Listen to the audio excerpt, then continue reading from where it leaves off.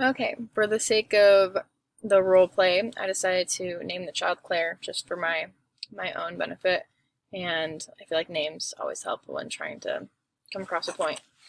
Um, so the responses that I have: Claire, this behavior isn't safe and it isn't appropriate. The problem is that you've been lying to your dad and I, not just tonight, but for the past 3 weeks when you've had mutual. We just want you to be safe, and we want you to feel like you can come to us instead of trying to sneak away from mutual. If you want to see this boy, we can discuss a different arrangement. Your actions don't affect just you, it causes concern for us and for your leaders.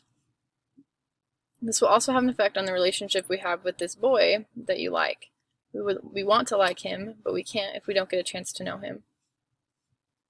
Instead of finding a secretive way to see this boy you like, why don't you ask us what family activity he can come to?